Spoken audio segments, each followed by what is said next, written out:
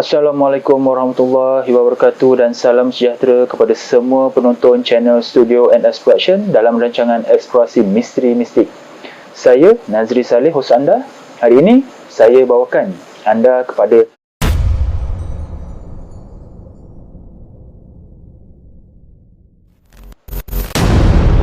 sumber maklumat yang kami perolehi dari kaedah ilmu kebatinan secara Islam, iaitu Al-Haq. Jika anda tidak suka dari sumber tersebut, sila berhenti menonton video dari channel ini. Sebelum saya teruskan video ini, bantu saya dengan tidak skip iklan ketika menonton video di channel ini. Subscribe channel ini kepada yang belum subscribe dan share video ini, semoga ramai yang akan dapat manfaat, dan pastikan anda menonton video ini sampai habis supaya anda faham secara menyeluruh berkenaan sejarah yang ingin disampaikan.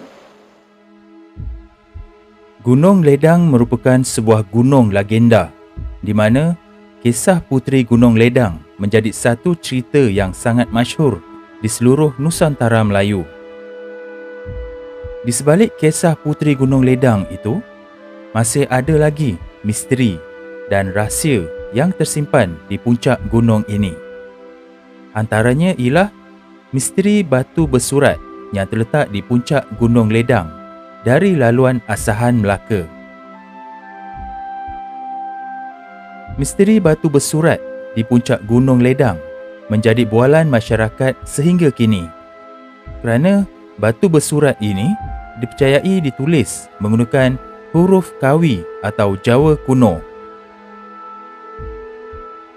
Ada yang mengatakan antara tulisan pada batu ini ialah tahun dan nama, namun tidak semua generasi sekarang boleh menterjemah tulisan tersebut. Terdapat beberapa cerita kaitan batu bersurat ini. Antaranya ialah berkaitan dengan perjanjian ketika Sultan Melaka mahu membina jambatan emas menghubungkan Gunung Ledang dengan kota Melaka demi memenuhi syarat peminangan Puteri Gunung Ledang. Ada juga yang mengaitkan batu bersurat Gunung Ledang ini dengan kerajaan Temenggung Muar. Katanya, ketika Empayar Melaka dulu, Muar dalam naungan Melaka adalah bandar diraja Temenggung. Daripada sumber lain pula, terjemahan dari tulisan pada batu bersurat ini ada mengatakan terdapat satu nama, iaitu Sultan Ahli Akhbar Al-Fatahillah, yang mereka percaya itu adalah gelaran bagi Sultan Demak pertama atau nama lainnya Raden Patah. Dikatakan beliau menulis batu ini pada tahun 1383 Masihi atau tahun Saka 1313. Beliau juga dipercayai membelah batu tersebut menggunakan pedangnya. Berdasarkan beberapa dakwaan di atas tadi, adakah keterangan tersebut benar yang boleh menjadi sumber rujukan berkaitan Gunung Ledang?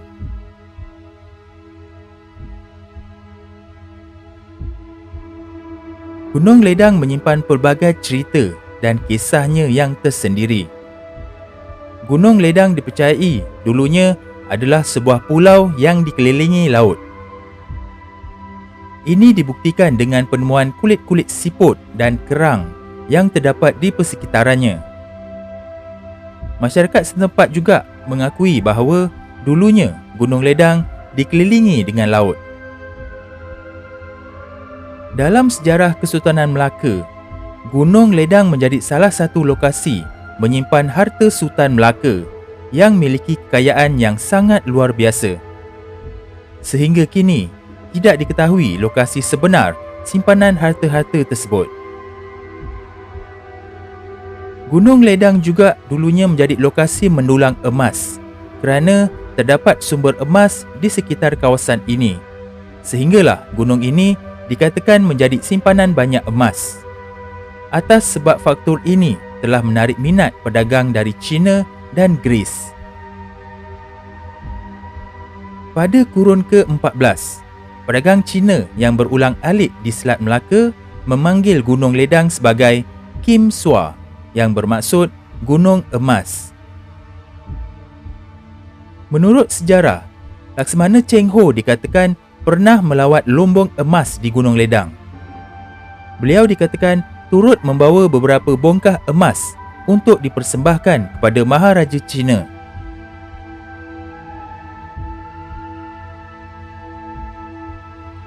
Di sekeliling puncak Gunung Ledang terdapat 7 lagi puncak gunung yang rendah dan setiap satunya mempunyai legendanya yang tersendiri. Puncak Gunung Gemik menyimpan misteri yang dikatakan mempunyai sebuah gua emas yang dikawal oleh penunggunya yang menyerupai seekor lembu emas. Dalam peta lama penjajah Portugis ada menyebut Gemeh dengan ditulis Gemeh yang bermaksud pusat perusahaan emas. Menurut Kolonel Greene 1904, Gemeh pernah menjadi pusat perlombongan emas bagi orang Melayu Melaka sehingga tahun 1817. Seorang penulis terkenal dari Amerika Syarikat juga dikatakan pernah menemui seketul logam yang diambil dari kawasan Lombong di tebing Sungai Gemeh pada tahun 1894 yang apabila dileburkan mengandungi emas. Menurut sumber buku sejarah Melaka di Perpustakaan Lisbon pula, Gunung Ledang juga dikenali dengan nama Ophir oleh penjajah Portugis yang menguasai negeri Melaka pada tahun 1511. Perkataan Ophir berasal dari bahasa Yunani dan Hebrew, bermaksud larangan, bermakna gunung larangan. Berdasarkan sejarah dan misteri Gunung Ledang ini, adakah ianya ada kaitan dengan batu bersurat di puncak Gunung Ledang?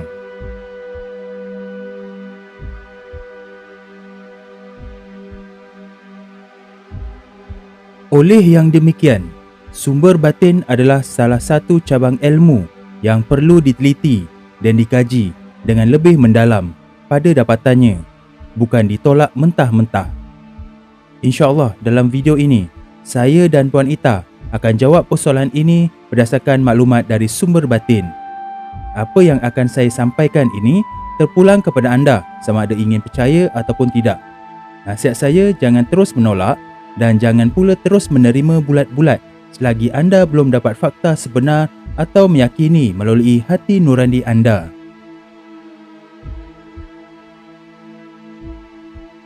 Bismillahirrahmanirrahim. Penemuan batu bersurat ini sangat menarik minat dari pelbagai pihak, termasuk dari kami EMM ini. Batu bersurat ini perlu dijaga dan dipelihara sebaik-baiknya kerana ianya salah satu sumber catatan sejarah awal di Gunung Ledang. Menurut maklumat dari sumber internet, dikatakan batu ini ditulis sendiri oleh Sultan Ali Akbar Al-Fatihillah, di mana mereka percaya itu gelaran bagi Sultan Demak yang pertama atau nama lainnya adalah Raden Fatah.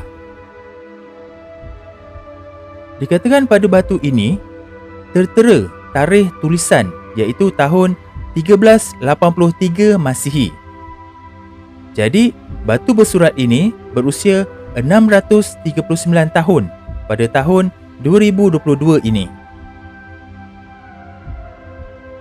Dikatakan juga beliau yang membelah batu tersebut menggunakan pedangnya sebelum beliau menulis pada batu tersebut. Berdasarkan kenyataan tadi, saya agak meragukan kenyataan yang disampaikan, di mana rata-rata mengatakan perkara yang sama. Berdasarkan fakta sejarah, Kerajaan Demak ditubuhkan pada tahun 1475 Masihi dan Sultan Demak pertama ialah Raden Fatah dengan memakai gelaran Sultan Shah Alam Akbar Al-Fatah dan bukan Sultan Ali Akbar Al-Fatihillah. Jadi, agak mustahil Raden Fatah yang menulis pada batu tersebut jika merujuk tahun yang tercatat pada batu tersebut iaitu 1383 Masihi. Sedangkan Raden Fatah lahir pada tahun 1455 dan memerintah Demak dari tahun 1475 atau 1500 sehingga 1518 Masihi dan wafat pada usia 63 tahun. Oleh itu, batu bersurat ini tiada kaitan dengan Puteri Gunung Ledang atau dikaitkan dengan apa-apa perjanjian kerajaan terdahulu. Itu hanyalah tanggapan dari orang ramai yang cuba untuk mentafsirkan batu bersurat ini. Kami ada cuba menggunakan sumber batin untuk mendapatkan cerita sebenar berkaitan batu bersurat Gunung Ledang ini. Yang pasti, tulisan pada batu bersurat ini bukan menggunakan tulisan Kawi atau tulisan Jawa kuno, tetapi lebih mirip kepada tulisan Jawi. Kami tak dapat maklumat sebenar siapa yang tulis batu bersurat ini dari sumber batin. Namun, melalui hati kami yang dapat kami rasa, nama yang tertulis pada batu ini iaitu Sultan Ahli Ahbar Al-Fatahillah adalah seorang pendakwah Islam yang setaraf dengan Sultan Al-Arifin Syekh Ismail, Pulau Besar Melaka. Kemungkinan Sultan Ali Ahbar Al-Fatahillah ini adalah di antara pendakwah Islam terawal dari tanah Arab yang datang ke tanah Melayu. Kemudian mencari tempat yang sesuai untuk dijadikan tempat pusat penyebaran agama Islam. Walau bagaimanapun, itu hanyalah pandangan dari kami. Mungkin salah, mungkin benar. Terpulang pada anda untuk menilai. Saya galakkan untuk terus mengkaji batu bersurat ini sehingga mendapat jawapannya. Wallahu a'lam.